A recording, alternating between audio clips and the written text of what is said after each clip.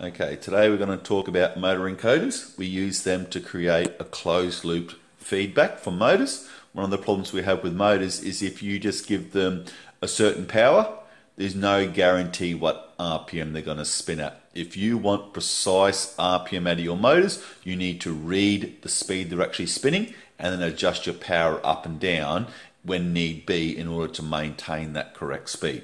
So to do that, one way we do that is with an encoder. They'll be attached to the spinning axle of the motor, and what happens is the black area will be attached to high and the white area will be attached to ground. So if we just have a single encoder, as it spins around, it will get low, high, low, high, low, high, or 1 0 1 0 1 0, and you can simply count those ticks. Those low highs will tell you how much it's rotated, and of course then you can measure the time. If you know how much it's rotated and how much time, you know what your RPM is. Right now, one of the troubles with just having a single encoder is we're on a low there. If the motor spins this way, the next signal is a high. We're on a low there and the motor spins this way, the next signal is also a high. So with a single encoder, you can't tell which direction it's rotating. You can tell that it's rotating and how much it's rotating, but you can't tell whether it's clockwise or counterclockwise. One way around that is if we use a Quadrature encoder, and it has two Y's, an A and a B. So when it's like that, both A and B are low. Then as it starts to rotate that way, A will be low and B will be high. As it rotates a bit further, then A is high and B is high. And as it rotates off here, A is high and B is low. And as it rotates off here, both A and B are low again. Now when it's there, if it's going to rotate this way, B goes high first. If it rotates this way, A goes high first. So what it means is you can tell not only how much it's rotating, but the direction it's rotating. If it rotates up there and then stops and rotates back again, you know that it's done that and that it's changed direction, and you can tell direction of rotation with those. The other advantage you have is it actually has double the resolution. With a single encoder, to do a full resolution, from position 1 we have 1, 2, 3, 4, 5, 6, a total of 6 signals, all right, for one full resolution.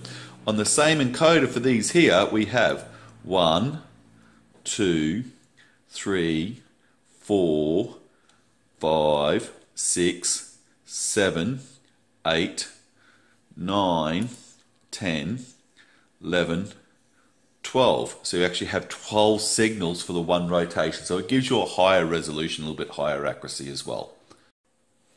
Okay, let's start to look at what the actual pattern is. So at the moment, both A and B are on 0. As it rotates this way, A stays on 0, B goes on to 1. Then we come up here, A on 1, B on 1. Then we go a little bit further, A is on 1, B is on 0. And then when we get back there, the pattern starts all over again. 0, 0, 0, 1, 1, 1, 1, 0. Repeat the pattern, 0, 0. And what happens if at any point it spins in the other direction? It does the pattern, but just the other way around. So we're on 0, 0, we go backwards, we're on 1, 0. Backwards a bit more, 1, 1. Backwards a little bit more, 0, 1. Backwards a little bit more, 0, 0. All right? So we can tell which direction it's spinning by whether it's going up the pattern or down the pattern, which way it's cycling through the pattern. All right? So to know the direction, whether we need to increase the counter by 1 tick or decrease the counter by 1 tick will depend upon what the previous state was and what the current state was. Okay, so now I need to have a counter that keeps track of these ticks and counts how much this axle has rotated. And it needs to know whether it's rotating it forwards or backwards. Every time it goes backwards, I'll decrease the counter by 1 tick. Every time it goes forward by a tick, I increase the counter by 1 tick.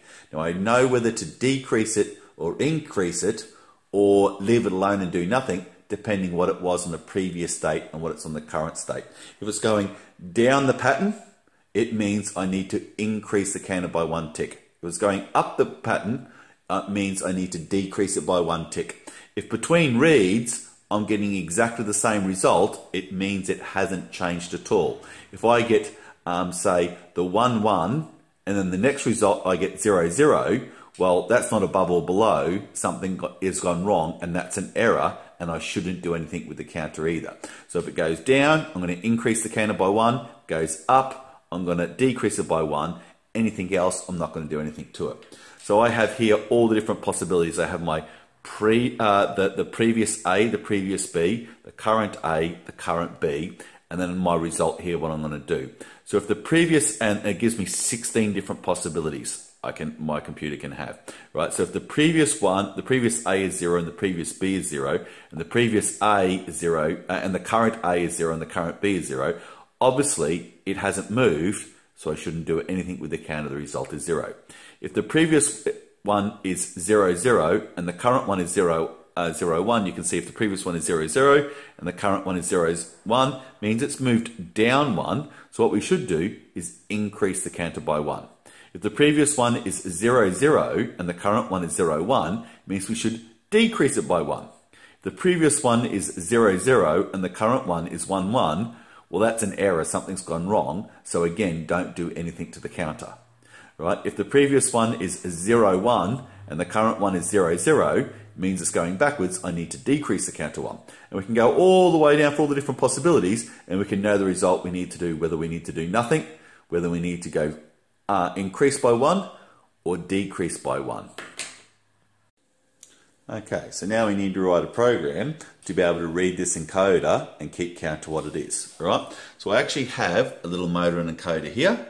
You'll see when it comes into focus, the two little A and B that it reads on the magnet that spins around, and as the magnet goes north, south, north, south, north, south, it creates a high, low, high, low. These two wires aren't connected up. That's just the power wires to my motor. Instead of powering my motor, I'm going to spin it by hand. And then the other wires I have here, two here are a 3.3 volt and a ground to create the high-low signal. And then this here is just the A and B line coming back. So I'll put 3 volt and ground in, and I'll get either 3 volt or ground back depending where it is on the high-low signal. All right. So I need to be able to create this 4-bit number here. To do that, I need to get my previous state, shift it sideways by 2 bits, and join it onto my current state with an OR. And then I can look up what my result's going to be. All right. Here's my simple little program to do that. Quite simple. The very first line is just importing the GPIO pin library. Just setting up some variables. So A pin is on pin 21, B pin is on pin 20. Set up the board, set up both A pin and B pin for inputs, and there's my outcome array. So that's what we drew up on that table before, all the different outcomes for all the different positions going down. All right? I need to make a dummy last A and B, because the very first time it goes in the loop, it doesn't have what condition it was in last time. And of course my counter starts at 0. Now this is my whole loop for reading the encoder. All right, so it's going to go round and round. I'm just going to read what's in the A pin, what's in the B pin, and I'm going to make up my current variable by just simply shifting the A sideways by 1 byte, and then joining it with my B bit in order to make my AB. Then my position that I want to read out of the array will be my last AB shifted sideways by 2 bits and joined onto my current AB. Right? And then I'll just do to my counter whatever that outcome is. So whatever that position is, he comes up to this lookup array, picks him out there, whether he's going to do nothing to the counter, whether he's going to go down 1 or up 1. And then what I do is I just set my last one to my current one, print it to the my current counter position, and he goes back up the top and he starts again. And it just goes round and round and round, and that's as simple as it is. So what I'll do now is I will start this up and run him. So there he is running there. You can see at the moment it's on 0, 0, 0, 0. I'll put him here. If I sit there and I turn this motor with my hand, as I turn him, you see it starts to count up ticks. It counts my ticks. If I turn him backwards, we'll start to go down some ticks. I turn him backwards past where I first started. it will go into negative numbers. Right? So that's telling me the position. So obviously just to that routine I will add calculating that position over time to give me RPM. Right? Because at the moment that's just telling me how much it's turned, and if I just simply divide how many ticks per second, so how many ticks has gone by divided by the time it took to do it, then I get my RPM. Pretty easy, eh? Who would have thought it was that easy to create a program to keep track of your encoders?